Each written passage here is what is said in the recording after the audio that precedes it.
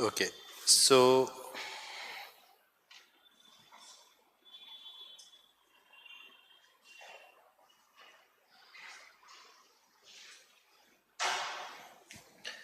now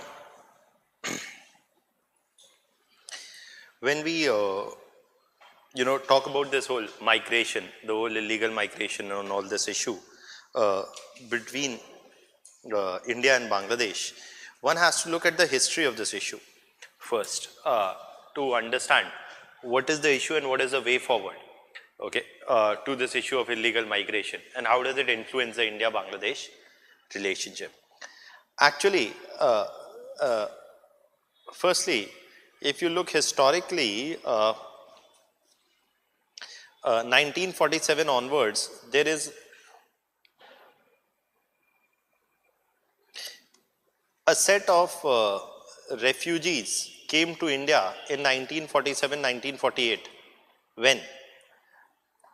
During the partition period, right? During the partition period, a number of these refugees came to India. The refugees came to India primarily because of the partition time, one set of people going to the other side, etc. As the partition happened, and there are religious riots also, etc. And a refugee crisis had developed both on the western side of the border and the eastern side. So a large number of refugees uh, came to India and they settled where? They settled in the Bengal region or even in the Assam region. Okay, in the Bengal and the Assam region. Then another wave of refugees, almost 10 million refugees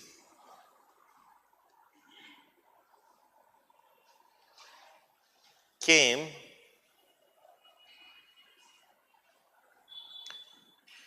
during the 1971 war.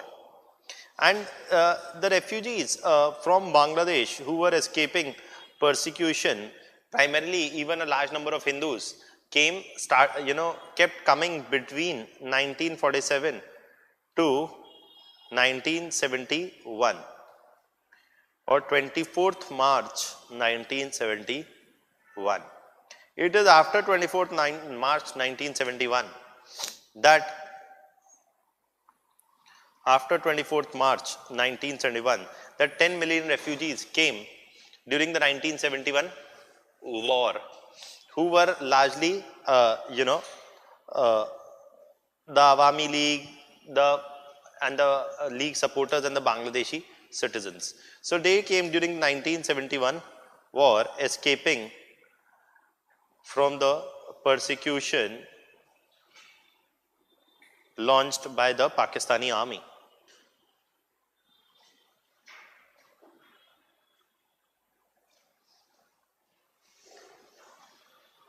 Escaping persecution launched by the Pakistan army. And these 10 million refugees came,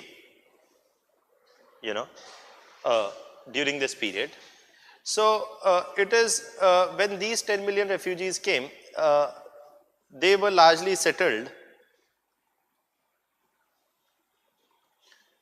in refugee camps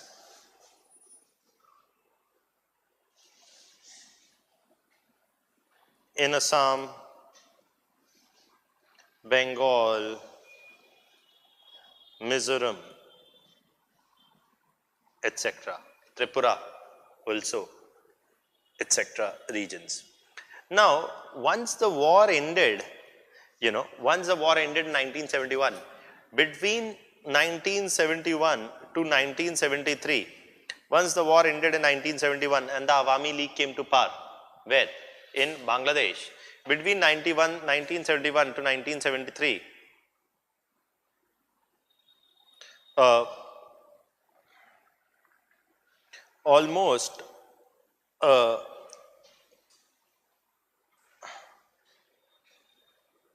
7.5 million refugees.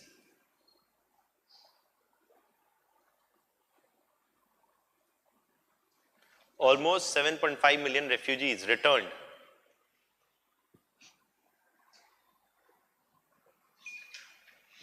Almost 7.5 million refugees, they returned to whom?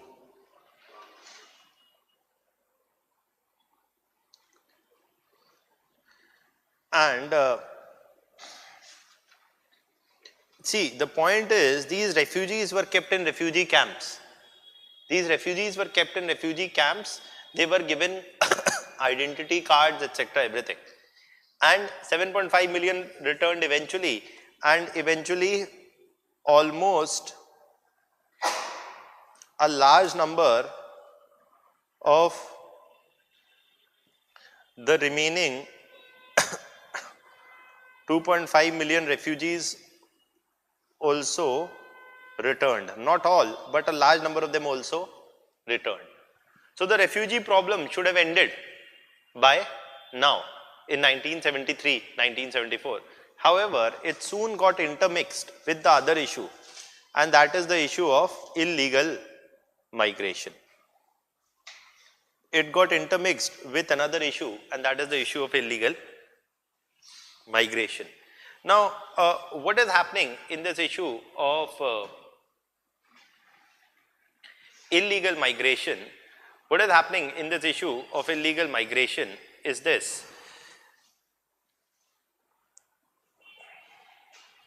What is happening in this issue of illegal migration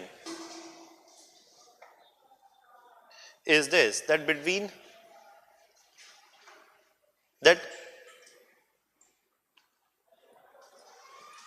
1974 onwards, and even before that, but more so after 1974 onwards also, though the refugee issue is coming to a largely a solution, the illegal migration issue is such emerged, in the sense that a large number of, and the number, estimate of this number has widely varied, a large number of Bangladeshi migrants came to what? India. A large number of Bangladeshi migrants came to India looking for what?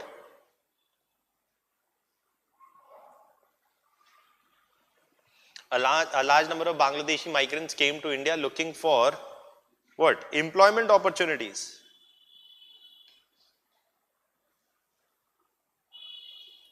Often what? Through illegal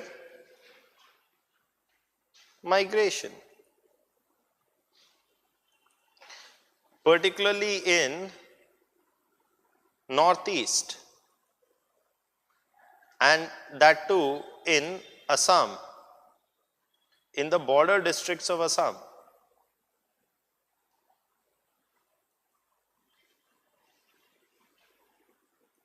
Particularly in the border districts of Assam.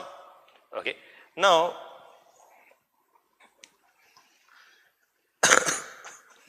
particularly in the border districts of Assam. So this is something which is largely, leading to a problem of a large number of migrants coming here. And why does it become a problem? That we'll see.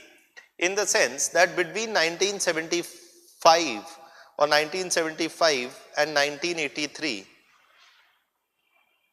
what? Protests between 1975 and 1983, protests, domestic protests broke out in Assam against the influx of what? Influx of domestic protests broke out in Assam against the influx of migrants or illegal migrants from of migrants or illegal migrants which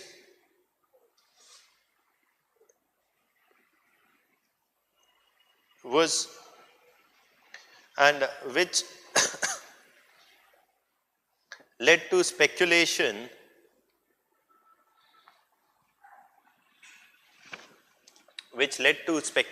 of fears of what? An ethnic or demographic what? Inversion in Assam. What does this mean? What this means is that the popular sentiment was gaining ground in Assam, and that was that the influx of a large number of these migrants will reduce the Assamese speaking population in Assam to a minority.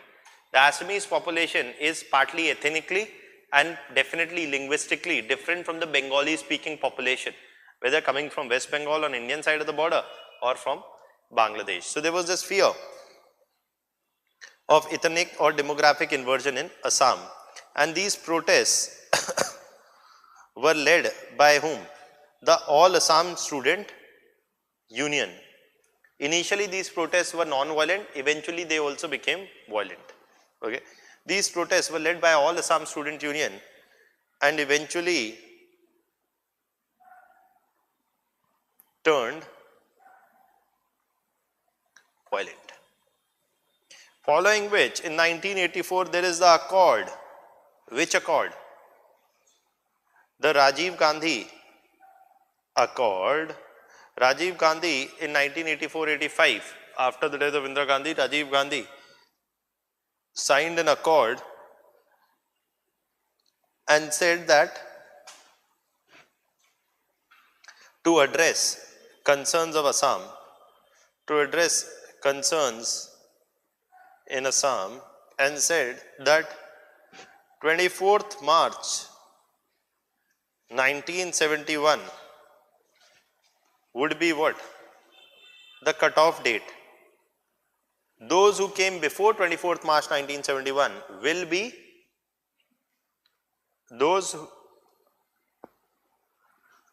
the cutoff date, and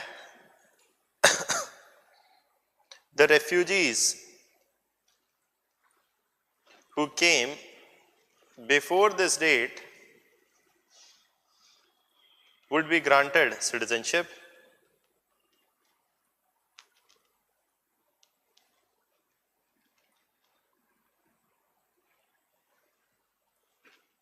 Okay, and those who are those who came after this will be termed as whom? Illegal migrants, and they will be, and they will not be granted citizenship, etc. Okay.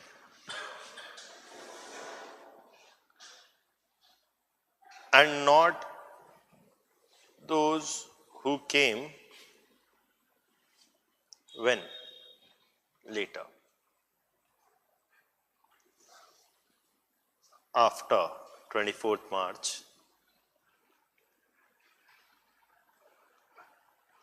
1971. So that's something that they said as the cutoff date. Now, that's one thing. Okay.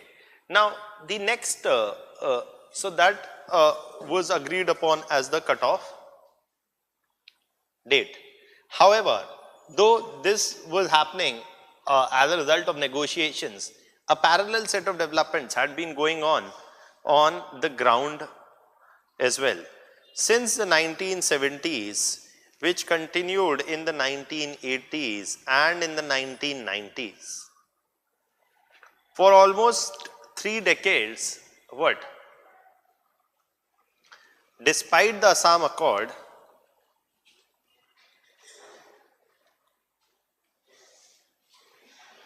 this Rajiv Gandhi Accord is also called as the Assam Accord. Despite the Assam Accord,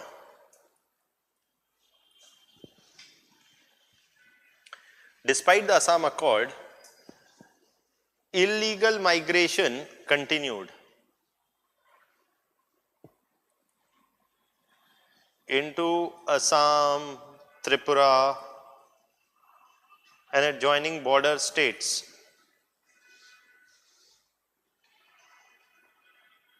Illegal migration continued. And these illegal migration and these illegal migrants, what did they do? These illegal migrants settled down. These illegal migrants settled down in these areas, obtained what? Ration card.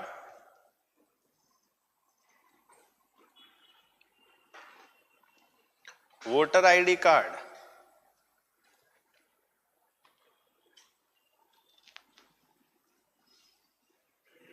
Jobs, etc. So they largely settled down in this region, obtained ration card, voter ID card. Sir, also which card? Aadhaar card. Okay. Out of these cards, the easiest card to get is Aadhaar. Aadhaar is a card. आप अपने कुत्ते का भी बनवा सकते हैं आधार card. कुछ भी हो सकता है. कोई बड़ी बात नहीं है. It's so easy. Even animals can get Aadhaar card. It is that easy. What documentation is required, sir? No documentation is required.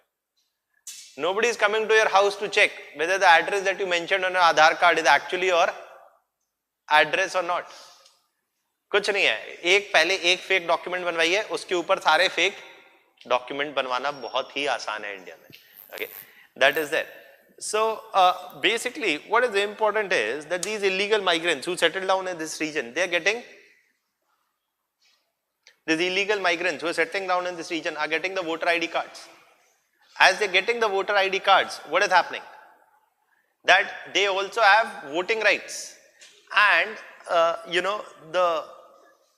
the governments that have ruled in Assam, historically, for a major period of time, including the Congress government, which ruled in Assam, from time to time, never really cracked down on these illegal migrants. And in fact, a number of them had voting cards and they became themselves voters in the region. So to that extent, you see that over a period of time, these migrants are also getting what? Voting rights or political rights. And thus, they are becoming a sort of a vote bank also. For whom? For the political class. And that also became a reason why the political class really did not crack down upon whom? The migrants. Now,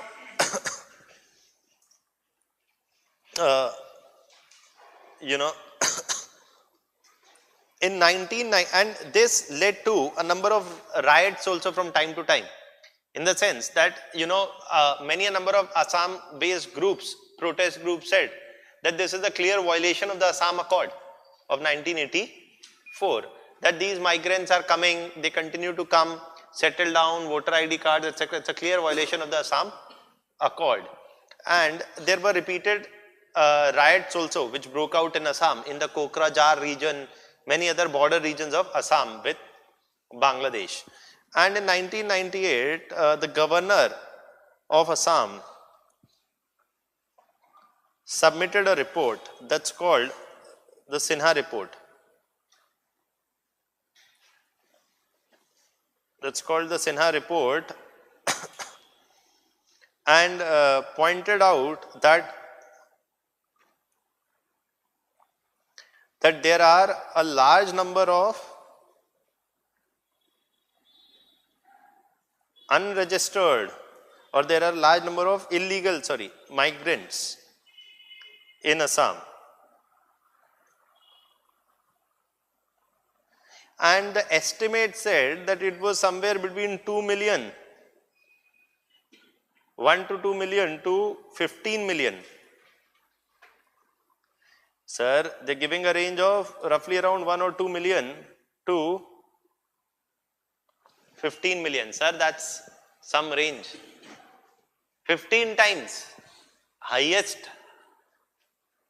rough range you are saying is, may I ask you how many marks are you expecting? You know, in the prelims examination, you say anywhere between 50 to 150 out of 200. That's not a range. That's like a wild guess. When they're guessing, when they're saying that this is the number of illegal migrants is between 1 to 15 million, that's too big a range. That indirectly tells you what? We don't know the exact number of illegal migrants. And herein where your NRC pictures in. The NRC pictures in into this scenario that they're saying that the NRC or the National Register of Citizens has to be updated, and those in Assam who can show the proof that they were residents of Assam on or before 24th March 1971, their name will be retained in the citizenship register, whereas those who cannot give a proof that they or their ancestors were residents before 24th March 1971, their names will be struck off. Right? And that process is currently ongoing, etc. Right? So that's there, and it's a move supported by the BJP government at the center also. अब इसमें citizenship amendment bill दूसरा है, वो controversy में हम नहीं जा रहे हैं. The NRC issue and the citizenship amendment issue, bill issue, are interrelated but partly different issues. Now that's there, you know, that's the point.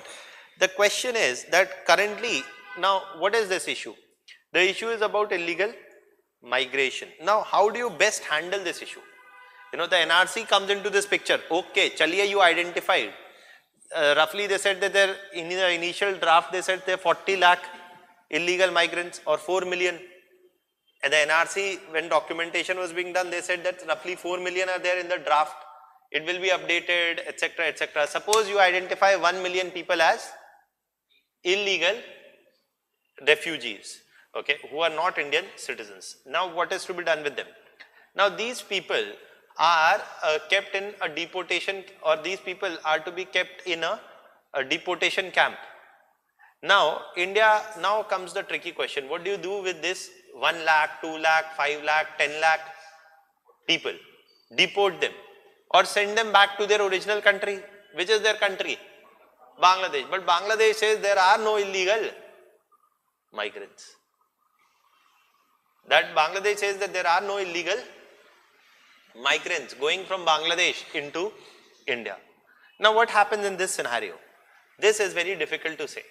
What happens once we have identified these illegal migrants? If Bangladesh refuses to accept them, India refuses to keep them, where do we send them? To Mars? We don't have an easy answer for this question. As the NRC exercise was going on in Assam in 2018, elections were also due in Bangladesh. And before the Bangladeshi elections, India had given a formal assurance at the Prime Ministerial and the Foreign Minister level that India does not intend to deport anybody to whom? Bangladesh. Okay. Because if India tries to deport to Bangladesh, but Bangladesh argues that, you know, there are no illegal migrants coming from Bangladesh to India, it can become a source of tension for the India-Bangladesh relationship. It can cause domestic friction, okay, that is, or it can cause friction between India-Bangladesh relationship.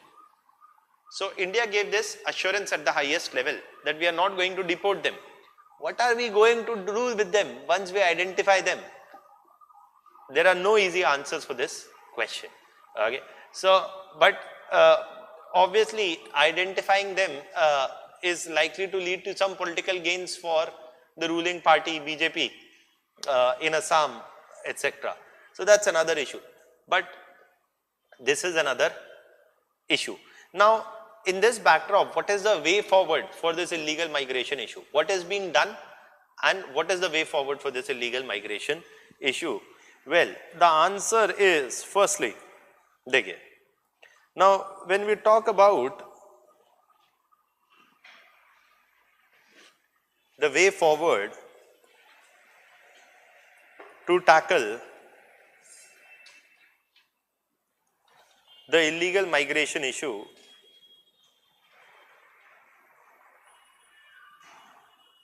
the way forward to tackle the illegal migration issue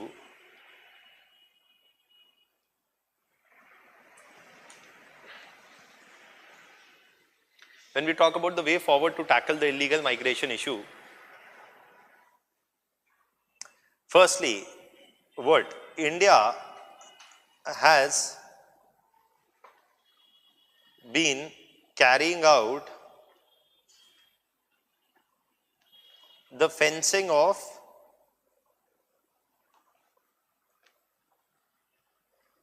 border with whom? Bangladesh, unilaterally.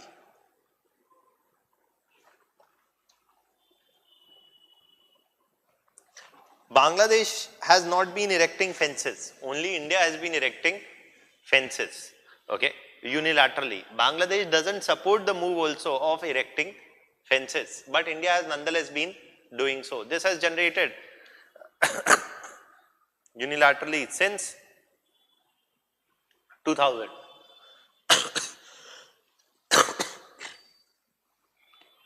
So India has been erecting fences since 2000 to 2003 period. That is when India started erecting these fences. Now India has been doing this unilaterally. This has caused some friction between India and Bangladesh relations in the past. At the same point of time, so India has been carrying out these fencing of the border issues. Now since 2002 to 2003, since 2000 to 2003 period. At the same point of time, India so has fenced roughly 3,000 out of the, India has already fenced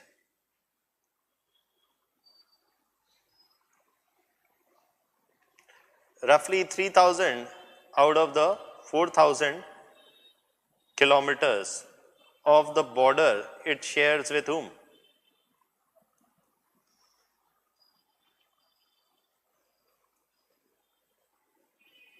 It shares with Bangladesh. 3,000 out of the 4,000 kilometers border that it shares with Bangladesh, India has already fenced it. That's one thing. Then what is the next thing, sir? India,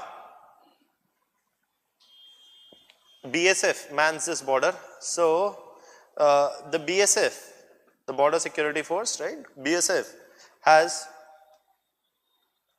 increased border surveillance.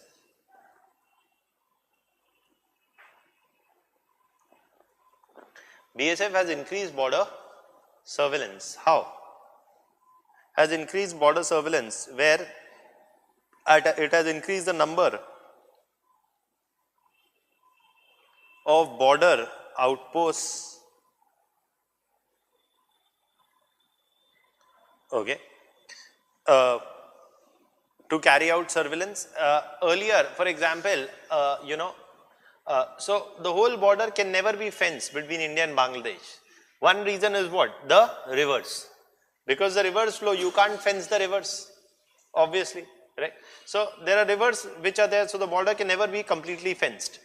At the same point, because the borders can never be completely fenced, you will never be able to basically solve this problem of illegal migration merely by fencing.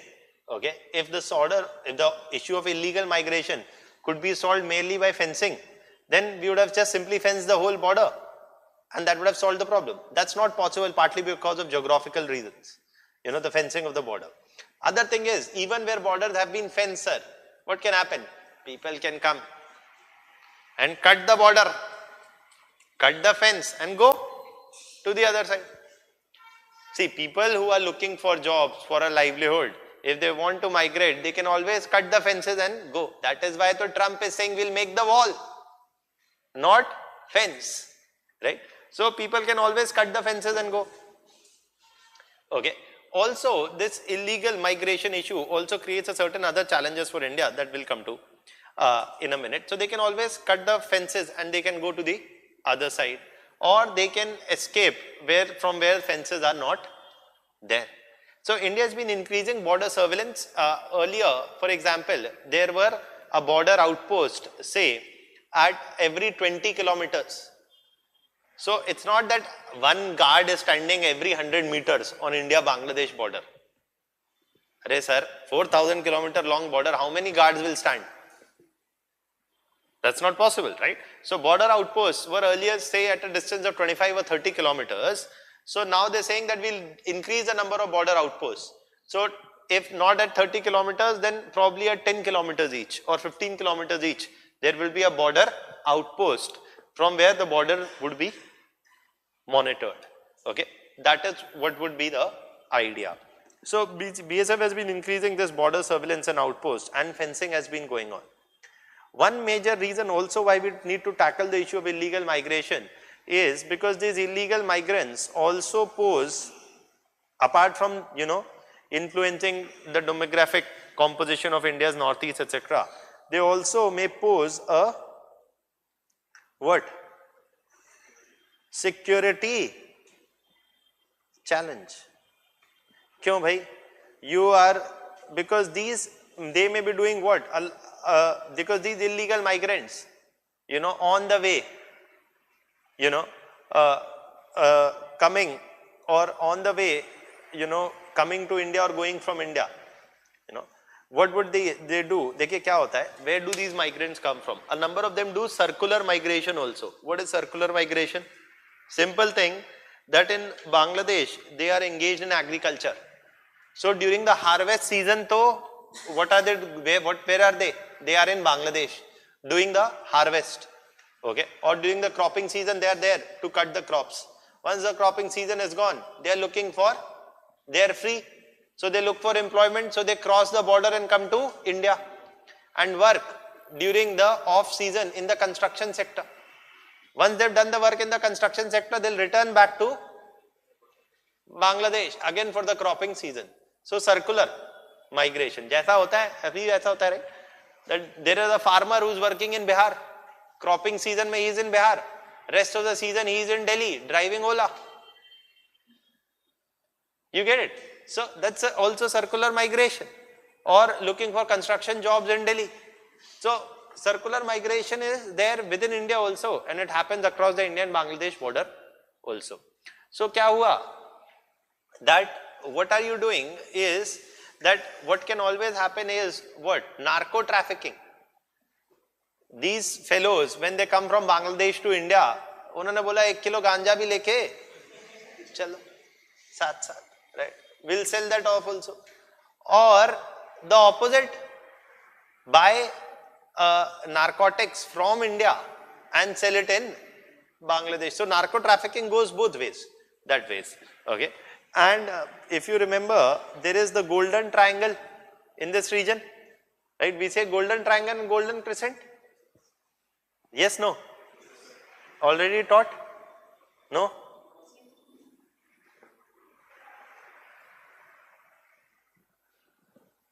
If not taught, then we'll teach. What is that?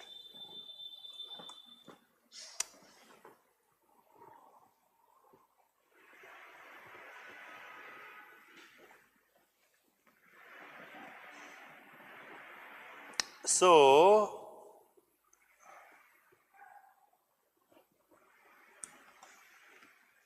before you get offended, okay.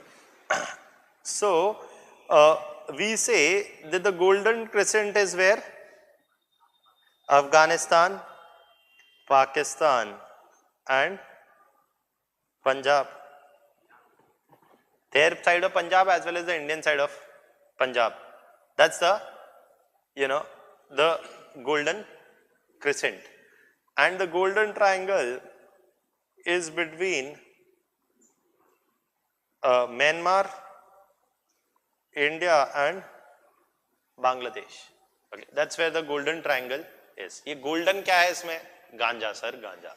They are the world's biggest producer of opium.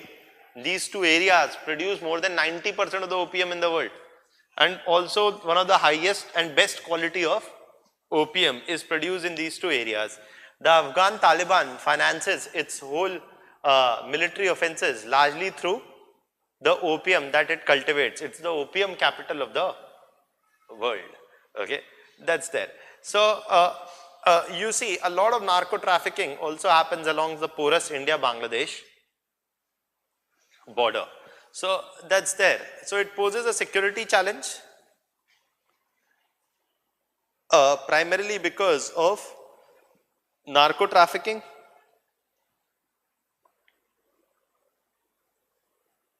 not just narco trafficking, sir, human trafficking for prostitution, etc.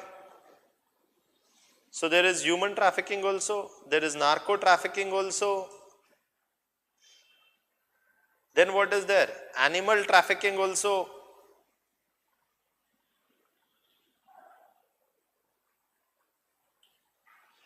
अभी इसको animal trafficking or what? Illegal trade in animals, etc. See, in Bangladesh, there are a huge number of slaughterhouses and leather industries.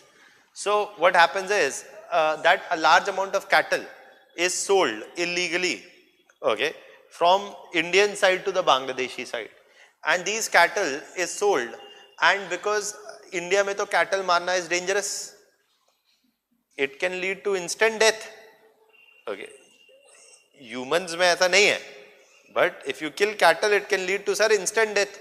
So a large number of this cattle is also illegally exported to Bangladesh. They have leather industries, so these cattle is slaughtered there. Their skin is used for leather purposes, and the meat is also sold out. So they get a better price. Whom?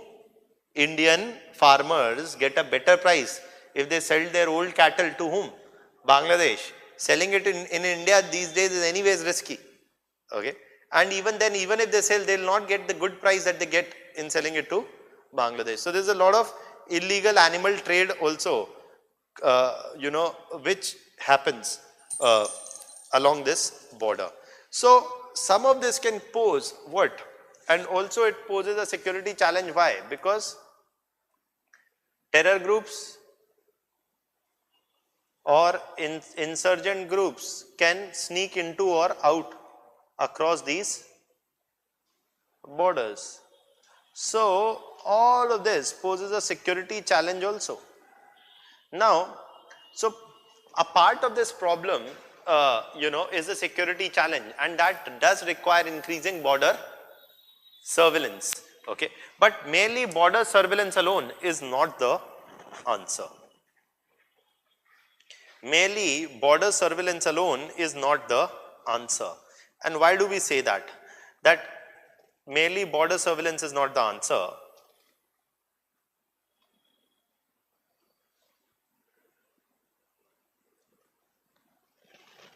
We say that merely border surveillance is not the answer.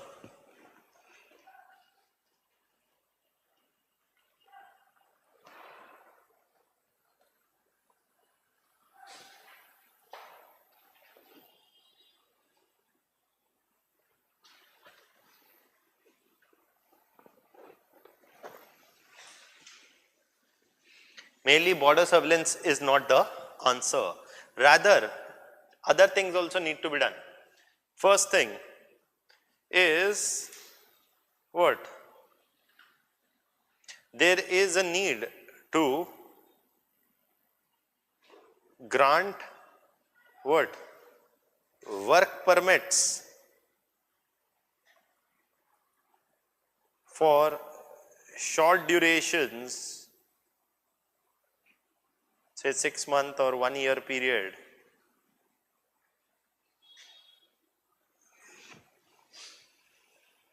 There is a need to grant work permits for short duration, say 6 months to 1 year period.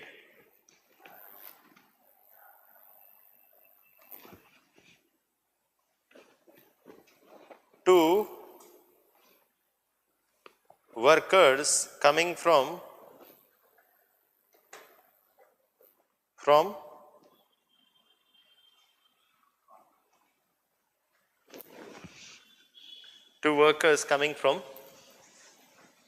Bangladesh. See, the first thing is the aim is not to stop migration from Bangladesh. Sir, that will never stop. Mr. Trump may erect the wall that he wants to, but migration will not stop from what? Mexico. क्या होगा?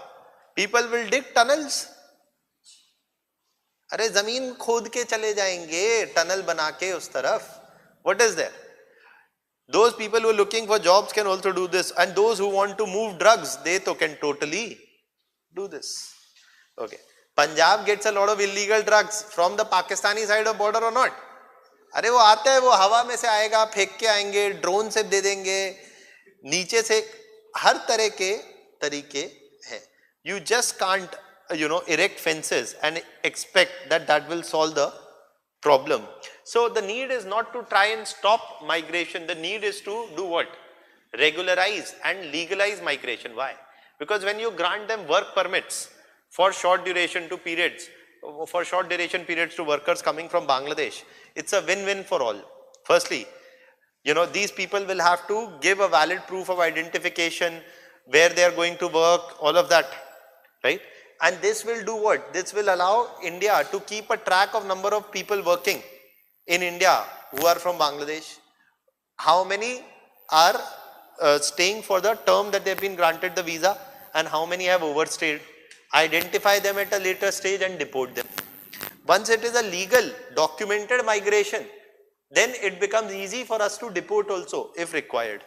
Okay. If it is undocumented, then it would become difficult to deport also. So legalizing or regularizing migration by granting them work permits, that is what happens. When Indian workers go to work in US, they go on a valid work visa. That's what a regularized migration is. Right? That is what a legal migration is. So if they do something hunky dory there, okay, you went on a student visa but you started working, so you can be deported back to India because you are violating the visa rules, and that's a completely legal procedure, right? It's also a win-win for whom? Bangladeshi workers also. Why, sir?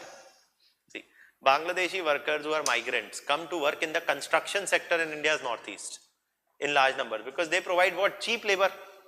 Now what happens is there's some construction mishap at a construction site, say, okay, in Assam, and 5 workers die. Now if these 5 workers die, who are they? Are they Indian citizens? No. Are they Bangladeshi citizens? Bangladesh says no. Then where did they prakto? Where did they appear from? Obviously not from heaven. But these workers, if they suffer any mishap, who is going to look after their welfare? Neither the Indian government nor the Bangladeshi government. So it is in the interest of workers also to obtain what? A legal permit to work in India, provided it is easy to obtain such a legal permit, so that if there is any mishap also, they also receive what? Compensation, or they have a right to recourse. Okay. So in the sense that there is a need to grant work permits to for short duration period to workers coming from Bangladesh. Just a second. Coming from Bangladesh, which would allow to regularize, identify and track the migrants working in India. Okay, that's there. So there's a need to grant work permits and make it easier for them to obtain work permit. If you say that was a construction worker, in Bangladesh, if they want a work permit, say they are living in the border areas along with India. See, kya hai? Suppose you are living in a border village in Bangladesh. You can do agriculture during the agriculture season, and lean season, go and walk on the other side of the border. Chale gaye aap India mein. Karay naukri 6 mahina. And you come back, right? That's there. But here is the problem. That suppose if this individual is living in the border village, he wants to go and work in India for 6 months. Then if he has to go from the border village in Bangladesh first to Dhaka to obtain a work permit, pay 3,000 rupees there to obtain a work permit, and then go to work in India, he's paying 1 month's salary only to go and obtain a work visa. Will he ever go? No. Sir, at the border only you create what? Visa issuing centre और work permit issuing centre, वहीं जाओ, चलते चलते एक दिन में you obtain your work permit and next day you go into India, work for 6 months and then come back. The point is that India, देखिए आप बताइए कितनी countries आप जानते हैं which have erected fences between each other? There are very few countries in the world, sir, who are erecting fences between each other. Why? Because it makes no sense. It is difficult to regulate, monitor, expensive, and it never solves the problem completely. So India may have erected a certain set of fences with its neighbors under certain circumstances, but merely fencing alone is not the solution. So to that extent, you regularize the what? Regularize the migration, and also to tackle what? The security elements, you increase the surveillance. So merely increasing border surveillance is not the answer, and you need to do these things, and that is something that is needed. Only then this issue can be handled. Okay, that is there. And so this is something that you need to note from your examination point of view, that the border issue will have to be managed largely by India in cooperation with whom? Bangladesh. So the way forward is that New Delhi and Dhaka both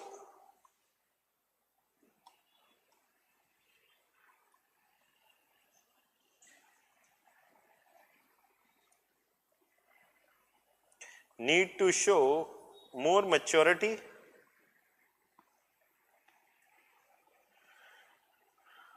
in handling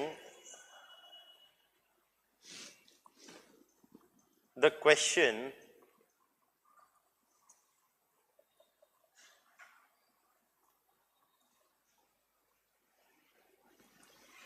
of illegal migration. Need to show more maturity in handling the question of illegal migration and cooperate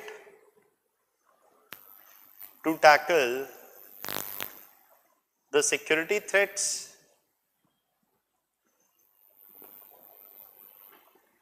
that emanate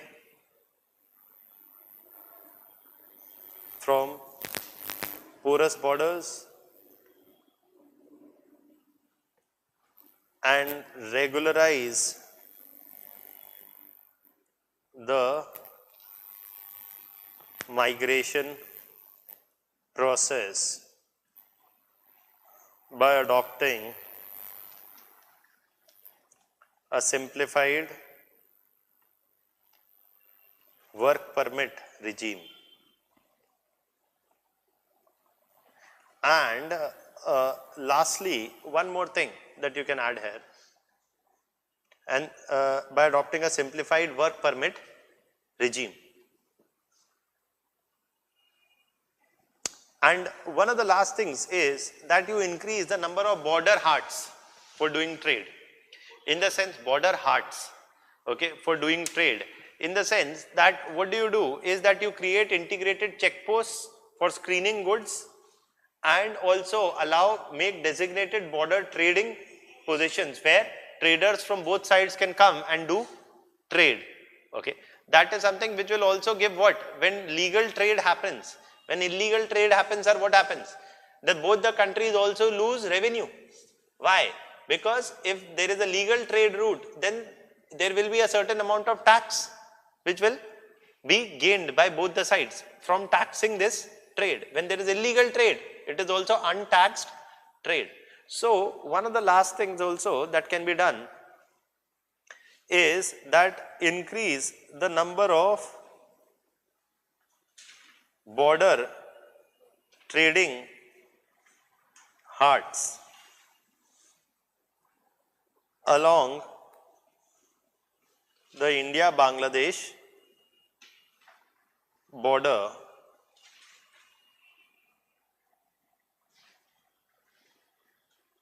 to regularize the trade.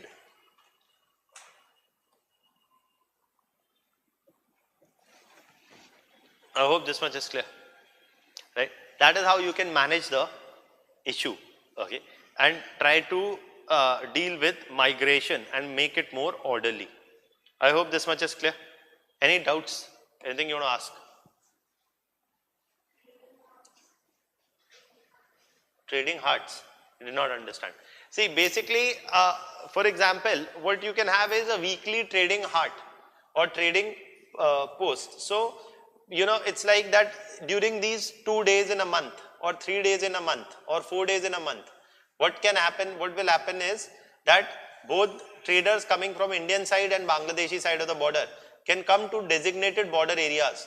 They don't need any permit. They can just come, buy and sell goods in these border areas, so that it becomes easier for border communities to do trade with each other. Okay, that's there. So a common market, okay, where traders from both sides can come and do trade on designated days to buy goods. Okay, so you want to sell your cows and buffaloes, you bring them on the 15th of every month to the border area in the border hut, sell it to the traders coming from the Bangladeshi side, border mein hi trade aapne kara and you leave. Okay, no need of doing illegal migration or illegal underground trade, all of that. Okay, is that much clear? Okay, now yes. This case we see is that we should give work permit, but in India there is so much unemployment which is going on nowadays. So how could these our people allow this permit? So, firstly, if India, you know, if India is to take a position that, you know, so his question is a very valid question that is often something that comes to people's mind, that, sir, why should we allow migrants to come when we ourselves have a problem of unemployment? You know, when there are not enough jobs for Indians themselves, why should we allow, you know, migrants from other countries to come, etc.? Well, the answer is a bit more complex. Firstly, there are two aspects to this answer. The first aspect is what? That migrants often are the ones who are doing cheap work. If they have a push factor, they are looking for employment. There is also a pull factor. See, if migrants are looking for better opportunities, you know, and in Bangladesh, if they don't have many employment opportunities, Bangladesh is largely an agrarian society. It is picking up its manufacturing sector, but it has some distance to go. And you know, when people are looking for employment opportunities, they come to India. Why? Because they get better wages here.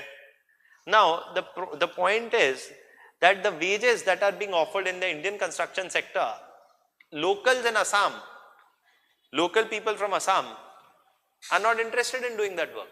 Why? Because the wages are low. Okay, so the migrants will come. Now your question could be, sir, why then from Bangladesh? Why not from Bihar? Right? That is there. Now all these kind of questions, the other aspect of answer is this, that if India is to take an ideological, if India is to take a position that we want to stop migration from Bangladesh because we ourselves have unemployment problem, then US can say we also want to stop migration, you know, because we also have unemployment problem. Here is politics related to this unemployment and this illegal migrants. This is the main problem, and I was asking about this. That people themselves would protest against this. People would Protest against this. Surely this will legalize. see, the point is, yes, there can be domestic political opposition within India. There is domestic political opposition already. In Assam, there is domestic political opposition already, whether that's legal migration or illegal migration. Even their opposition is to people coming from Bengal also, from West Bengal also. In Assam, there is a stiff opposition to people coming from West Bengal also. Okay, primarily because they say that they are not the Assamese people. So part of the problem is the sons of the soil policy argument, that we are from Assam, Assam is for Assamese. Okay, so that argument is itself a problem. At the same point of time, yes, India's border states may have certain concerns, and those concerns will have to be taken into consideration, but they cannot dictate Indian foreign policy. Ultimately, if because merely of concerns of Assam, India cannot say that we are against any migration from Bangladesh, because if that is the concern, then every other country, domestic politics, there is one group or the other which says no to migrants. Okay, so it doesn't really benefit India if we try to clamp down on this migration completely. Yes, there is a certain amount of domestic backlash.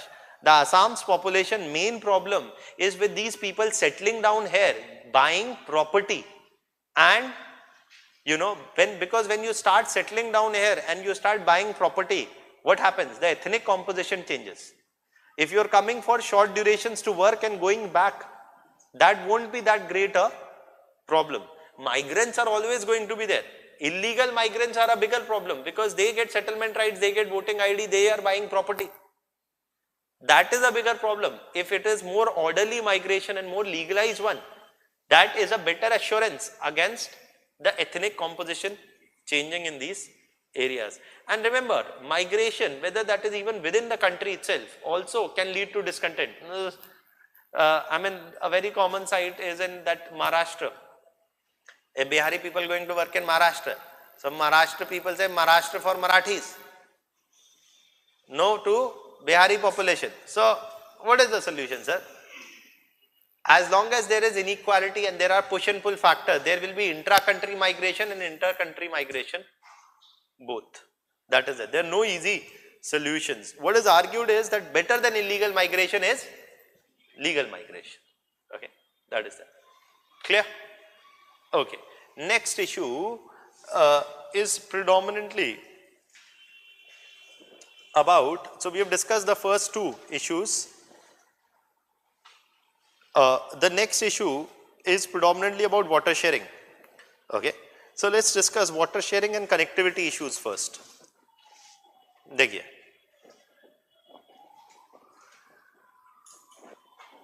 water sharing and connectivity issues. Why am I discussing them together?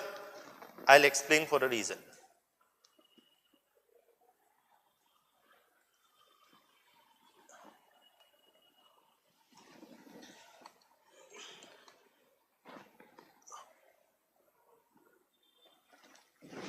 See, in terms of water sharing issues,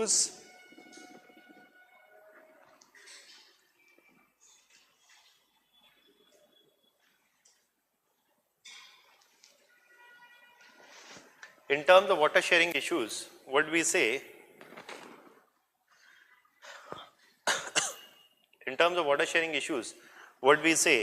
is that there are a total of 54 transboundary rivers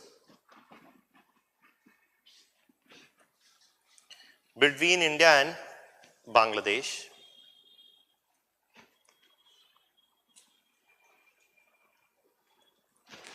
There are 54 transboundary rivers between India and Bangladesh, and India is the upper riparian in all the rivers.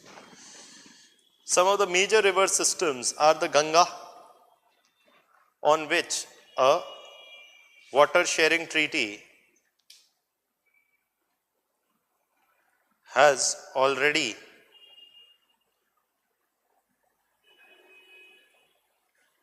been finalized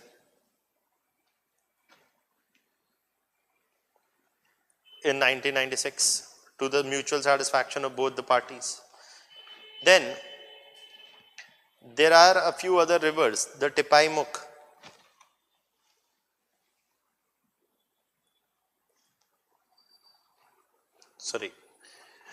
the Barak river.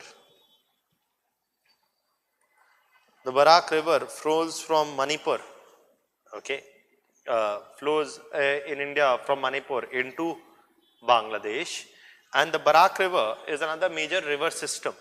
Ganga river system is there, Brahmaputra river system is there, the Barak river system is there, then there is the Brahmaputra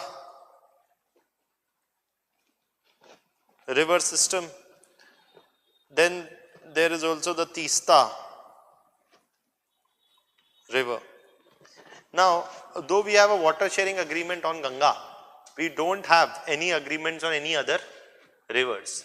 On the Barak river, India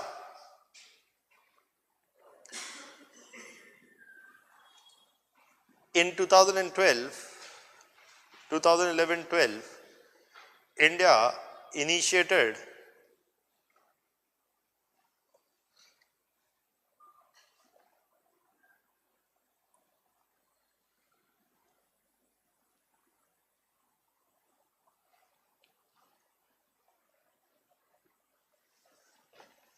the construction of the Tipaimuk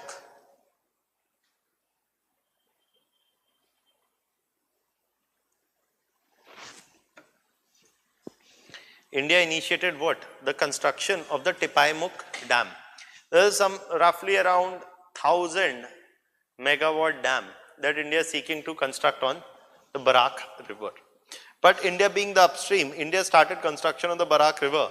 Bangladesh opposed the construction of the dam, saying that it could lead to flooding, or it could lead to flooding in Bangladesh also, or it could divert waters from the Barak River, which can adversely affect Bangladesh.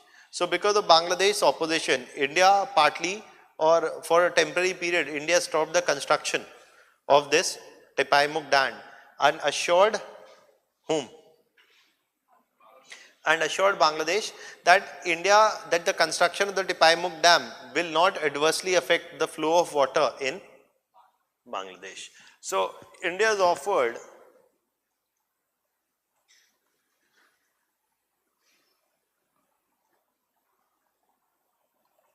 assurance to Bangladesh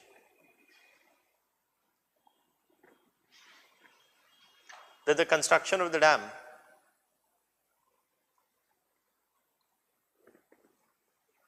will not adversely affect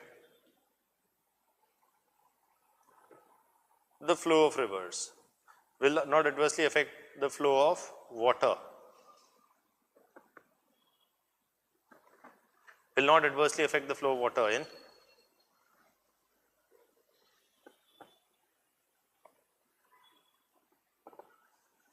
Then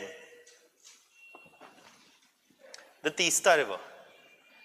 Now, Brahmaputra, we're not talking about Brahmaputra primarily because of the fact that Brahmaputra is partly an issue between India, is largely an issue between India and China. And Brahmaputra has not really been an issue between India and Bangladesh, primarily because of the fact that India has not yet started major construction activities on the Brahmaputra, and rather the water flow in Brahmaputra is significant. Okay, to that extent, Bangladesh doesn't expect that even, as of now, that even if India does, whatever India does on Brahmaputra may immediately or adversely affect the immediate flow of water through Brahmaputra into Bangladesh.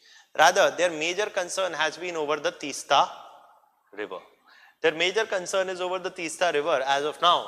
Primarily why? Because what do you see is that the Teesta River flows from, from the Sikkim region in India through northern Bengal into Bangladesh. Okay. So, Bangladesh is the lower riparian, and the Teesta River is one river which supplies irrigation, water for irrigation purposes, etc. in Sikkim, in northern Bengal and in northern Bangladesh, in all the three regions. So,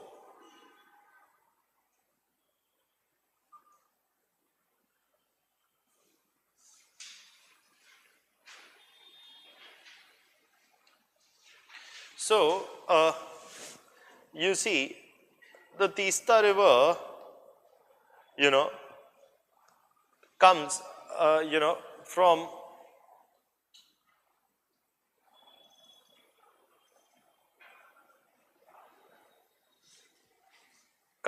the Sikkim region through northern Bengal into Bangladesh.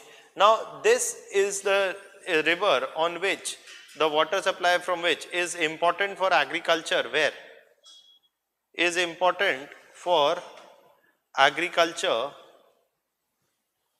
The water supply from this river is important for agriculture. The Teesta water supply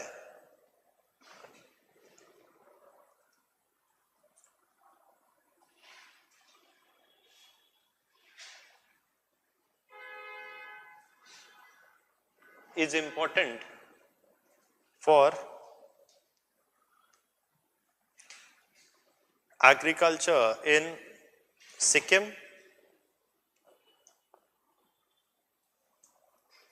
North Bengal, and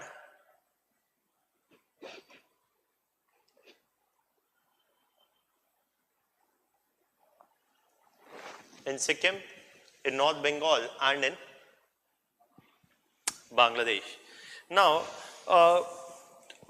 in 1993, a provisional agreement, an interim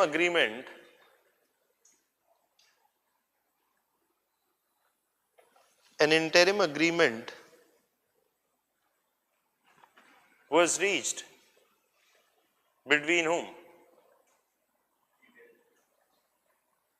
Was reached between India and Bangladesh. An interim agreement was reached between India and Bangladesh. To what extent? An interim agreement was reached between India and Bangladesh. How? That the agreement was such that it said that was reached between India and Bangladesh on water sharing on the Teesta River, such that roughly around, you see that, just a second.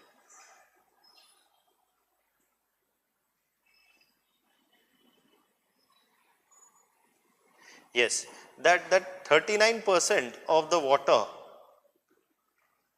was to go to India. Some,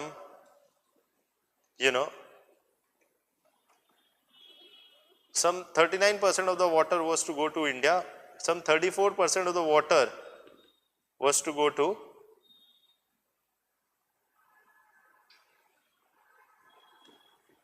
whom? Bangladesh. And what? The rest 25% or 26% of the water was to be left undivided for now and maintain what? Minimum flow, and to maintain the minimum flow in the river. If India diverted 39% of the water, if say India diverted 50% of the water and Bangladesh also diverted the other 50% of the water, then what is left in the river? Nothing. Right. So, in the sense that what was said was that both the sides, this would be the water sharing agreement. Now, this is an interim agreement that was reached, and it was to be finalized and take a form over this undivided portion also. And for this, talks have been ongoing since after that also. In 2010 and 2011 also, talks were held. And an agreement was finalized. An agreement was almost finalized between India and Bangladesh. And while finalizing this agreement, even while finalizing the Ganga agreement, the Indian government, Ganga Water Sharing Treaty in 96, the Indian government had kept the Jyoti Basu government in West Bengal, had taken the Jyoti Basu government in West Bengal into confidence. Here also, when this water sharing treaty was to be signed, the Indian government was of the opinion that the West Bengal government must be fully in what? Must fully agree or must be completely on board on this water sharing agreement. Why? Sir, domestic politics. What if India went and signed this water sharing agreement, then Mamata Banerjee said that a Congress government has compromised the interest of people of West Bengal. If that happens, then Congress can forget elections in West Bengal, right? So Mamata Banerjee said that no, that this proposed water sharing agreement will adversely affect the share of water of whom? of the farmers of West Bengal. So Mamata Banerjee at the very last moment in 2010-11 said no to the agreement. Mamata Banerjee objected to this water sharing agreement, saying that it will compromise the interest of farmers of West Bengal. She said give water from some other river, not from the Tista river, like the Torsa river, Torsa, the Torsa river. Okay, so she said no, water sharing. See, water sharing is always a contentious issue, sir. When Tamil Nadu and Karnataka have yet to settle their Kaveri question, water sharing is always a contentious issue.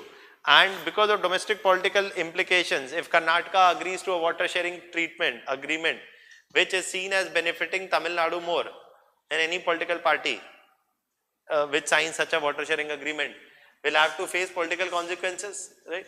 So that is why it is always a tricky issue.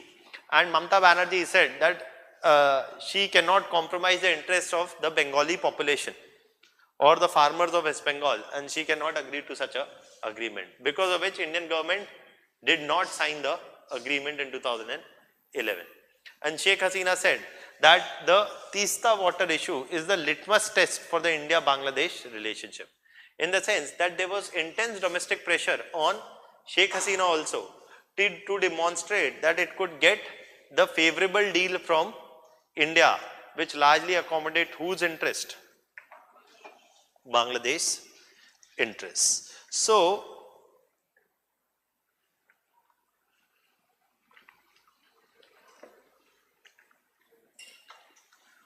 which largely accommodates what? Whose interest? Bangladesh interest. Now,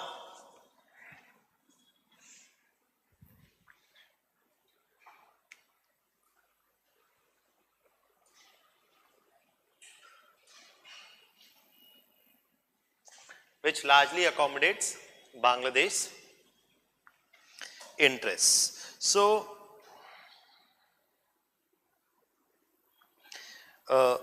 West Bengal strongly objected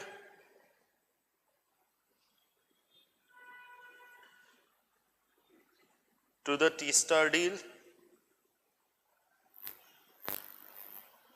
and argued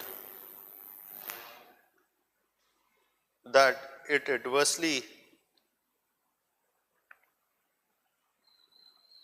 affected the water share of whom? West Bengal. That it adversely affected the water share of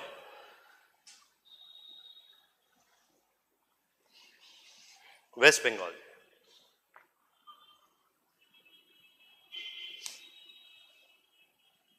And since 2011 to 2017, despite repeated attempts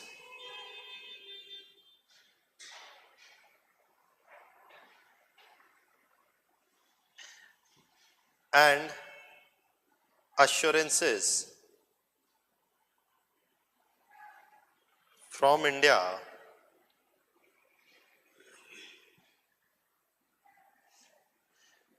the Tista water deal,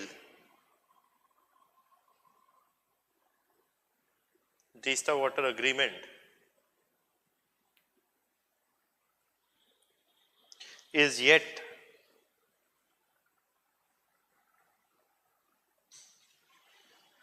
the Tista water agreement is yet to be finalized.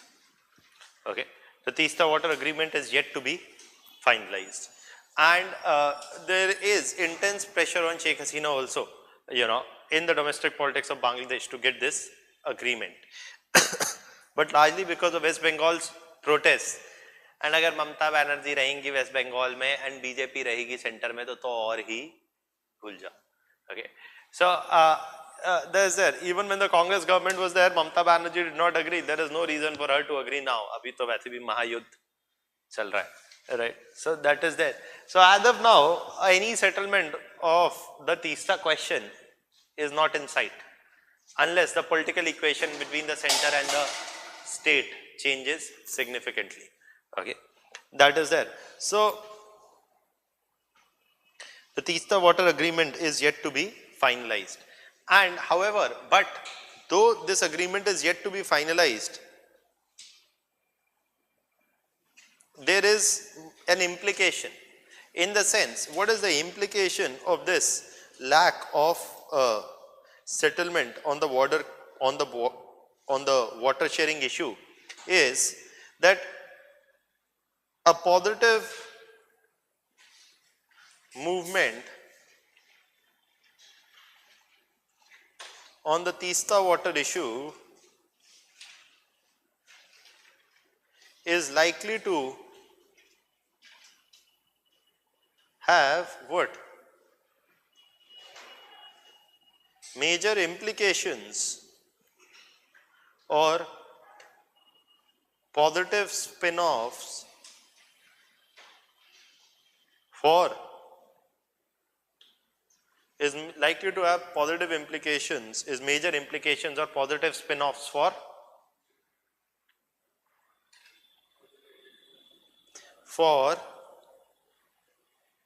connectivity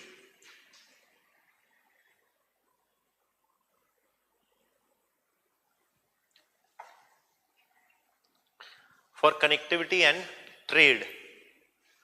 What? For connectivity and trade agreements. Connectivity and trade or transit agreements between whom? Between India and Bangladesh.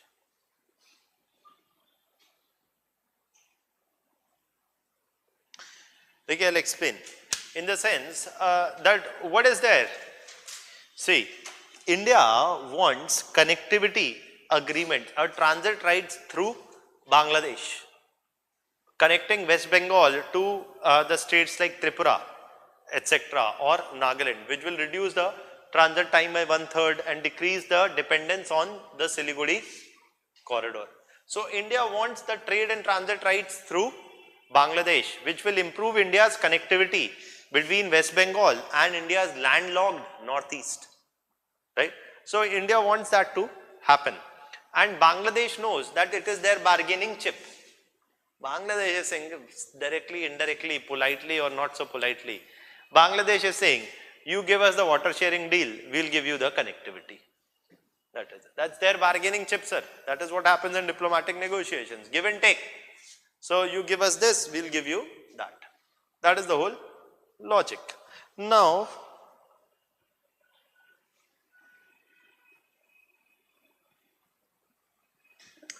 that is the whole,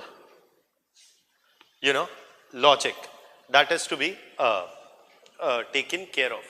Okay. Now, that's the whole negotiation. So, when we talk about the connectivity issues, let me see if it is connected to the internet.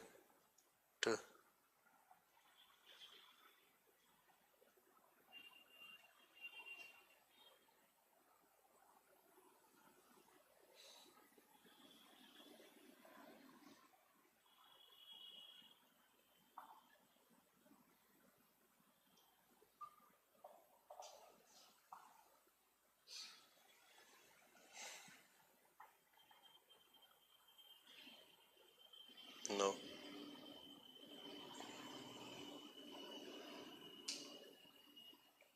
No use. Okay. So, what is the connectivity issue? Is this. See. Now, so I'll have to draw only. The connectivity issue is this, that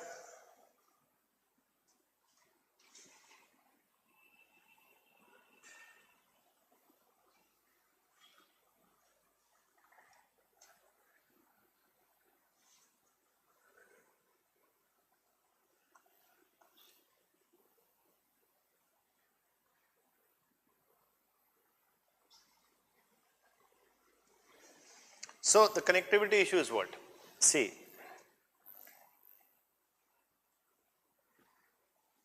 from the Calcutta port what can India do is from the Calcutta port in Bangladesh,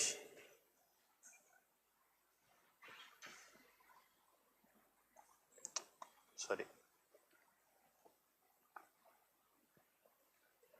So from with respect to connectivity, what can India do is that in Bangladesh there are a number of rivers which flow into Bangladesh from India, right?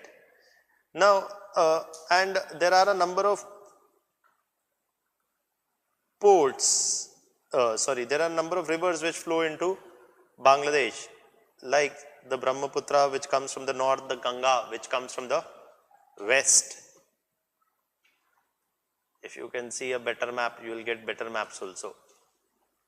If my Gmail would have opened, I would have showed you the exact one.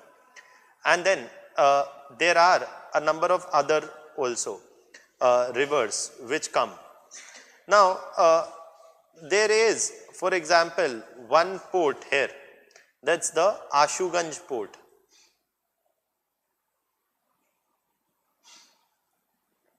Then there is another port here, that is the Chittagong port. There is another port here, okay. So you see there are a number of ports in the regions of in Bangladesh. Now what is India's argument is that what we can do is, firstly, we can transport goods, what? We can transport goods largely from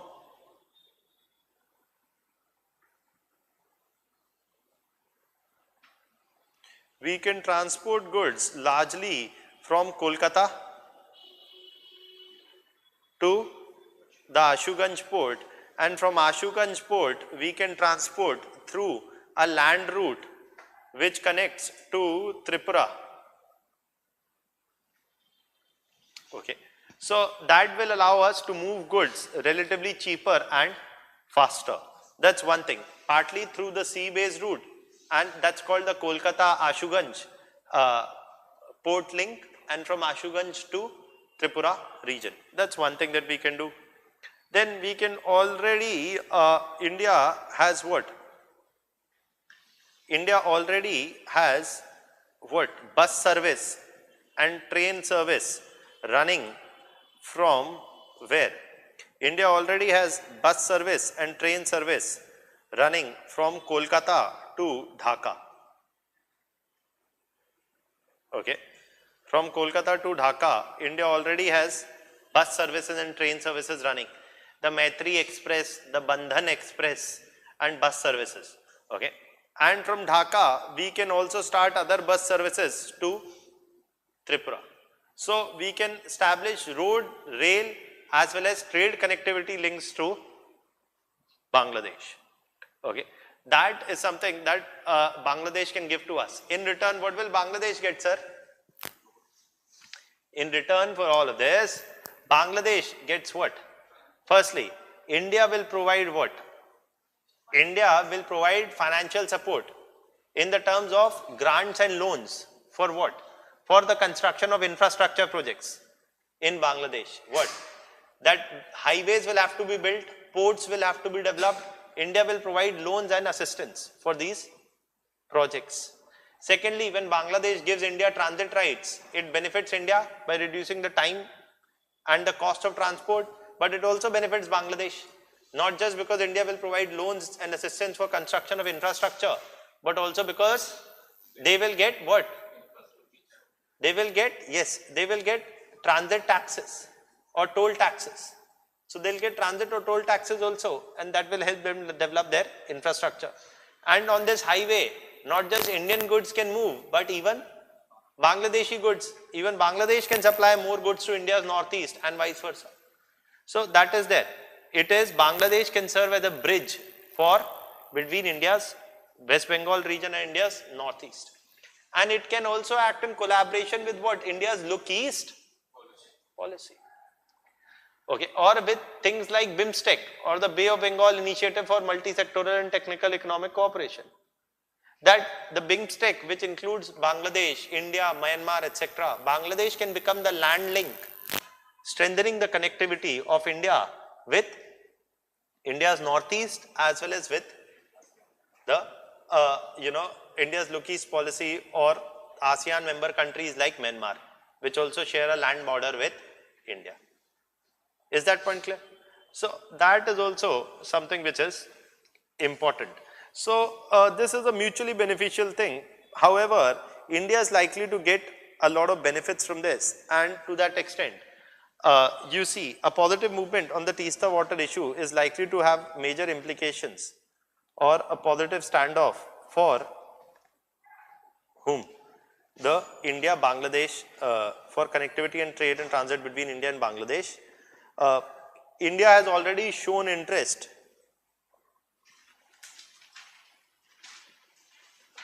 in the construction of Chittagong port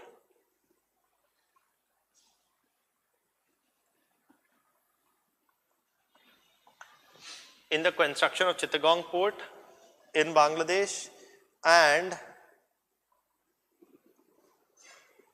the completion of the Kolkata Ashuganj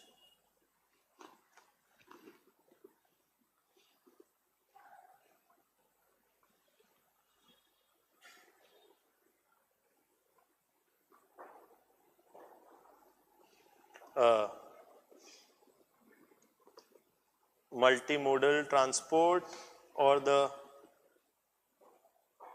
multimodal transport links or the port road links along the multimodal means using different modes of transport and a faster movement of people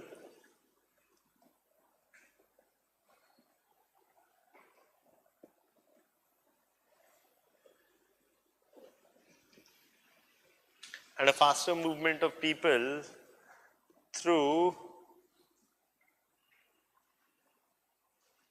the Bandhan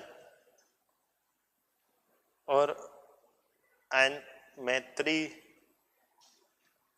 Express connecting Dhaka and Kolkata.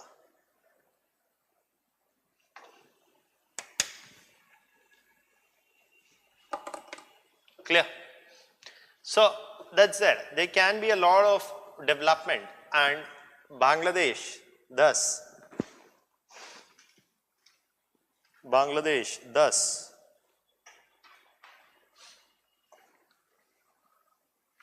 can become a bridge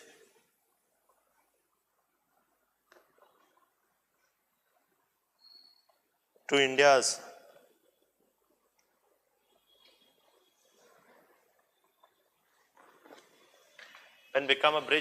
northeast.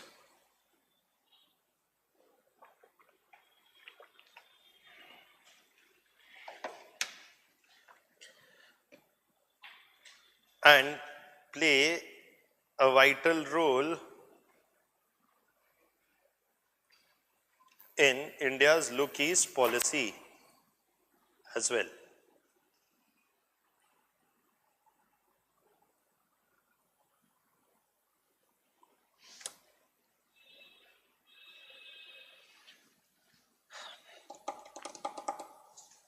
Clear? So that's an important aspect. So you see, foreign policy is not just about war. हमारे भारतीयों को बस एक ही होता है, पाकिस्तान और गोली मारो Pakistan. That is all foreign policies. Okay. But foreign policy is much more than that, right? Foreign policy is not about bus war fighting. Okay. It's about everything else but war fighting also. Okay. So that is there. Now, so if you see border issue, illegal migration, water sharing, trade issue, no, connectivity issue we have discussed, right? Now trade issue and China factor, that's all, right? So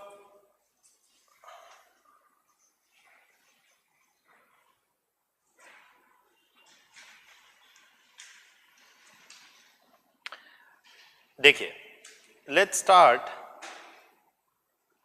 with the China factor. That's in fact the last major topic, the China factor. As always, boss है China. Okay. So, देखिए, firstly, in the domestic politics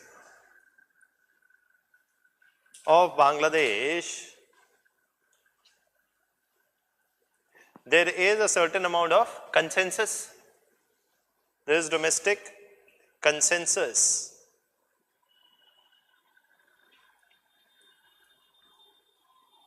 on pursuing closer relations with whom? On pursuing closer relations with whom? With China.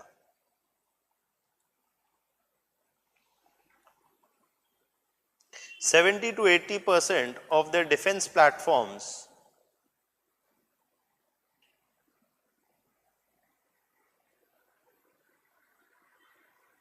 or weapon systems are supplied by whom?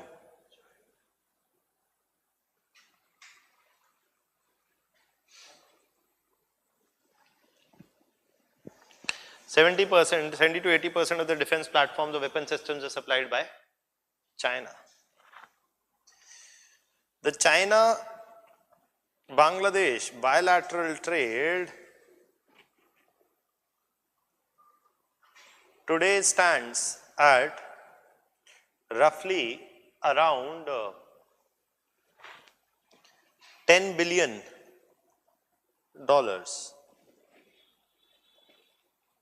In 2017. The figure keeps going up and down a bit. And this trade relationship is heavily balanced in favor of whom? China. China exports $9 billion worth of crude goods, whereas to Bangladesh, and Bangladesh exports roughly the remaining $1 billion to China. That's not all.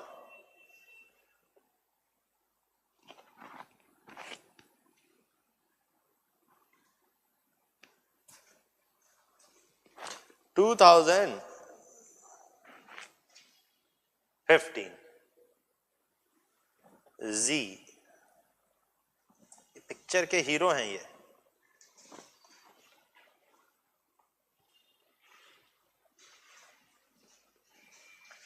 Sir आज से सदियों बाद इनका नाम अमर होगा, Xi Jinping. Okay. So Z paid a visit to whom?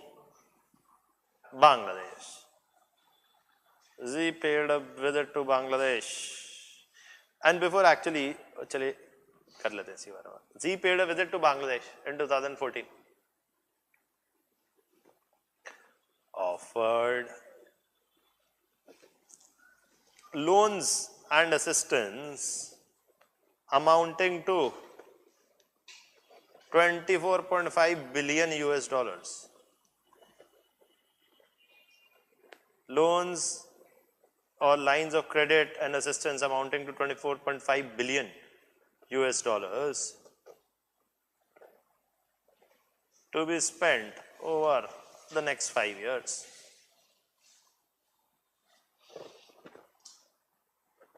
This was a visit by a Chinese president after 30 years to Bangladesh. Okay. So the first visit, first state level visit.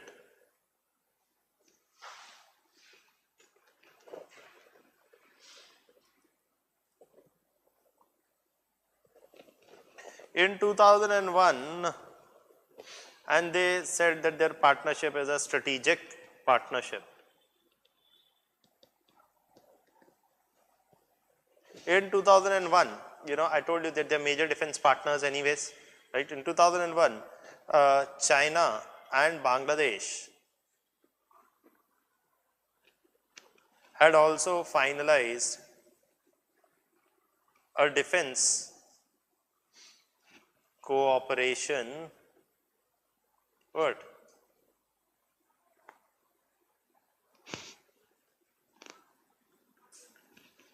And Xi Jinping offered lines of credit and assistance amounting to $24.5 billion to be spent over the next few years.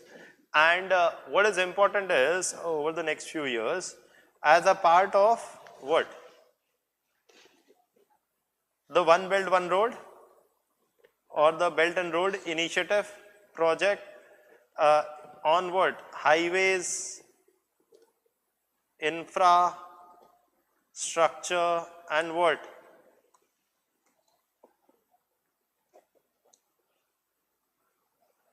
Highways, infrastructure, ports, including showed intention to develop the Chittagong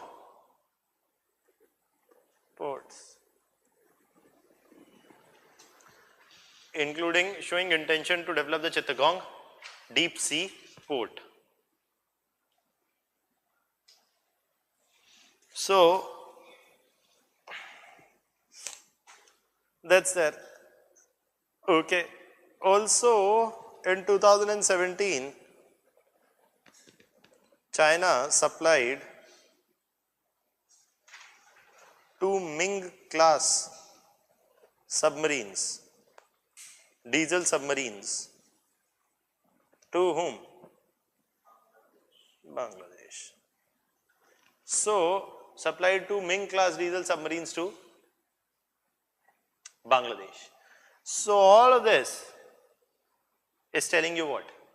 All of this is telling you that there is a closer engagement between China and Bangladesh. However, what has been India doing in this whole context? See, what about the India-Bangladesh recent advances?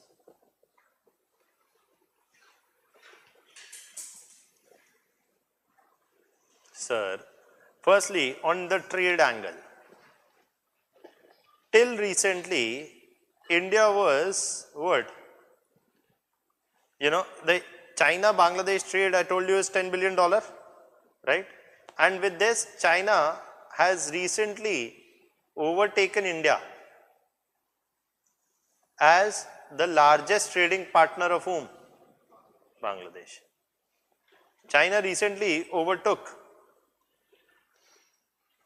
India to become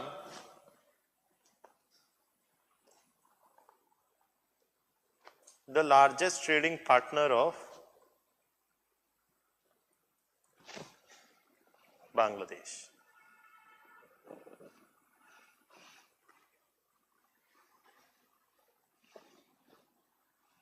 So till recently, India has been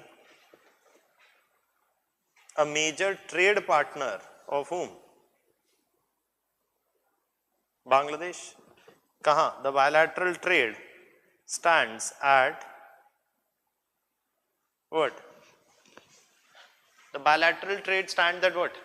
Roughly around 8.8 to $9 billion,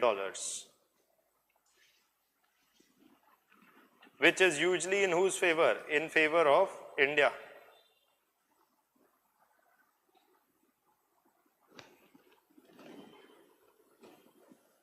Where India exports what? $8 billion worth of goods, whereas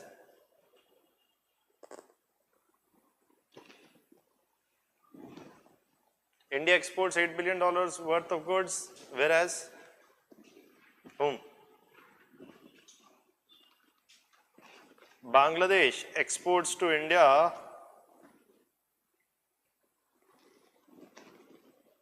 roughly $0.8 billion of goods.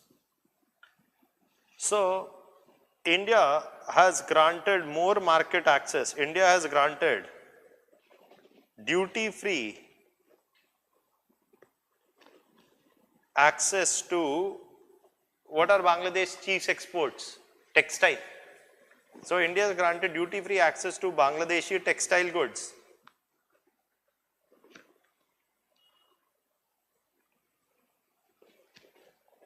Into Indian market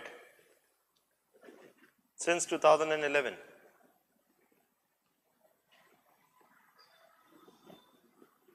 Next, in 2011-12,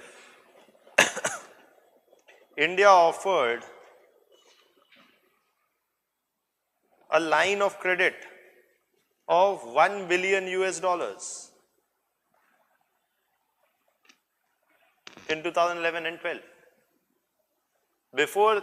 Before China started taking interest under the whole Belt and Road Initiative, etc., to in Bangladesh, India had offered this as a line of credit before China came up with this huge offer of 24.5 billion US dollars. So that's one thing. Yes. Line of credit क्या होता है? Line of credit होता है loan. ठीक है, ये loan क्यों दिया जाता है? These loans are not unconditional loans. These loans are often conditional loans. मतलब that suppose we are promising $1 billion in a line of credit. Okay, so this is a loan which will be given say for 30-year period, has to be paid back in 30 years, often at a low interest rate. Okay. Now, in case of India, maximum हमारा interest rate 1% or so, more, not more than that, it doesn't go. So, at a low interest rate. But this loan doesn't come without any conditions. It comes for particular projects. Suppose we are giving $1 billion line of credit for infrastructure projects.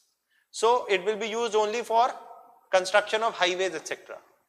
So, that's there. And when these contracts are being given, so okay, we've given to Bangladesh. Now Bangladesh is doing tendering, has open tenders to do what?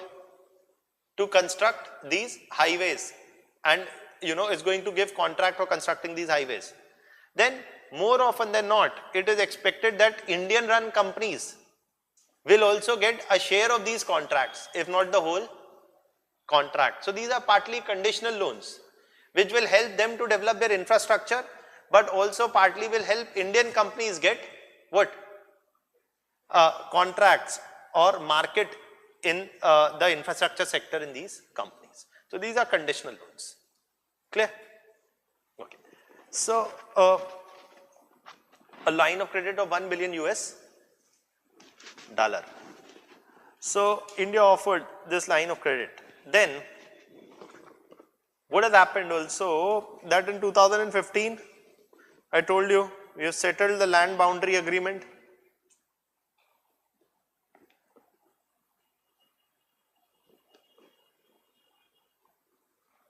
Settled the land boundary agreement. And that has been a positive development. As the Chinese have shown, interest, India has also been tightening itself, strengthening its presence, in the sense that in 2016, 15-16, India announced, in 2016-17, India announced a $5.5 billion line of credit for whom? Bangladesh. आप सोच रहे हैं बांग्लादेश के तो मजे हो रहे, India भी दे रहा है, चाइना भी दे रहा है, सब दे रहे हैं, right? So, sir, nobody is giving loans. There are no free lunches in the world. Okay. So, in the sense that we are giving these loans, the Bangladeshi have to pay back these loans to India. And India expects that a number of these infrastructure projects will go to partly to Indian companies, if not completely. So it's not, कि हम अपना ऐसे दिए जा रहे हैं. Okay. And these are largely loans, line of credit. मतलब it's not a grant. It's largely loans. And out of this $5.5 billion, $5 billion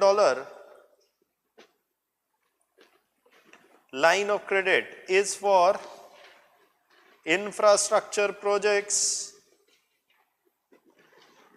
which will boost connectivity.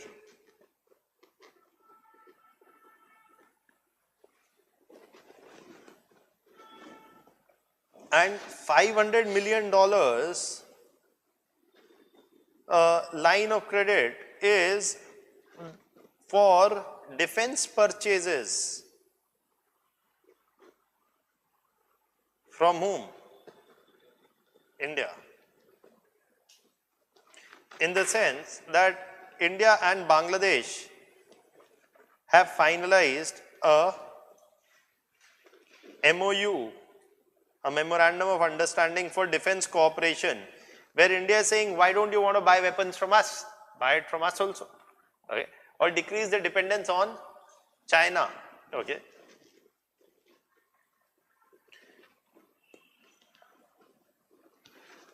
That's not all. India has also been doing electricity trade. With whom? Bangladesh. Already India is supplying some 600 megawatts of electricity. Bangladesh has a growing manufacturing sector and huge electricity demand. It has a growing manufacturing sector and a huge electricity demand, and there is a huge shortage of electricity in Bangladesh. 8 to 10 hour power outages are very common. So they have huge electricity shortage. India has been selling 600 megawatts of electricity from West Bengal. Already some 550 megawatts more of electricity from Tripura is also to be exported, and India is obviously gaining foreign exchange reserve, forex, from this trade. Also in the future, the whole idea of India has said that India has expressed interest that over the next 5 years the electricity trade can be what? Doubled. Trade or supply from India can be doubled. Also, sir, what is happening? That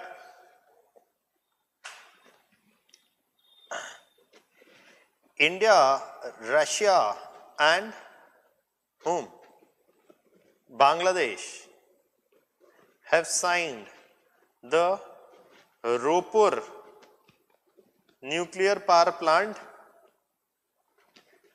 project.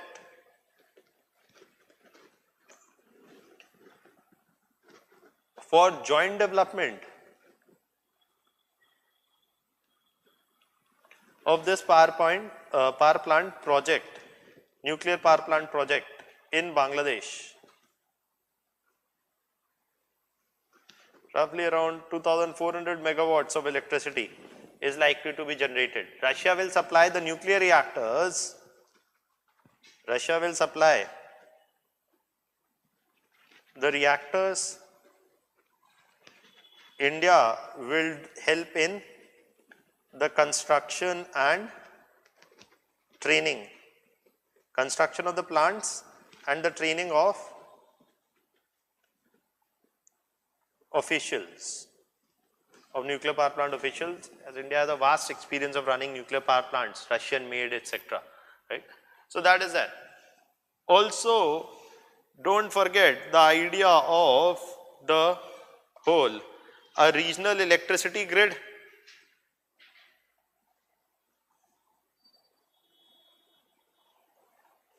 And a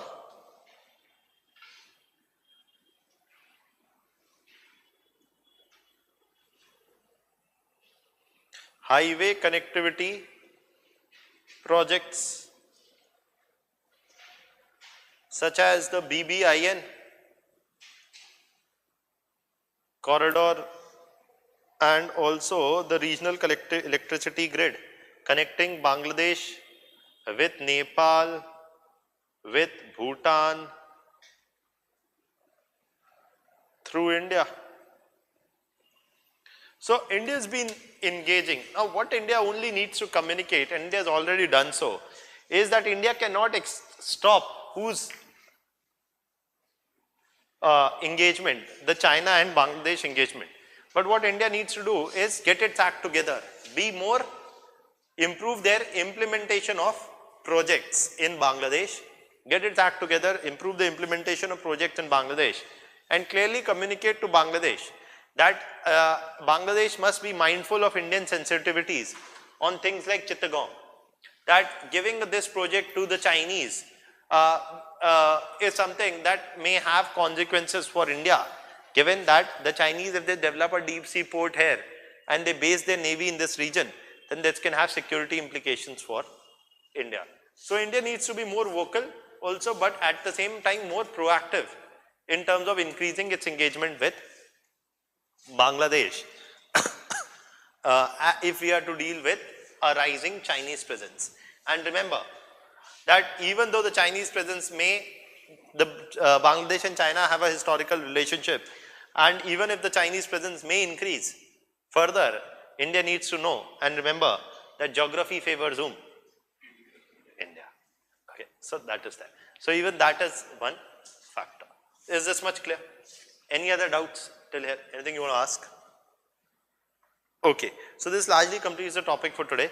Tomorrow also will start at 12 o'clock. Any problems? No problem? Okay, good. So tomorrow also will start from 12 o'clock, continue till 4:30. Tomorrow is what day? Thursday, right? So tomorrow also will start at 12 o'clock. We'll complete, just one thing, we'll complete Sri Lanka tomorrow, and then we should probably also be talking about Africa. Okay, so we'll try to do that also.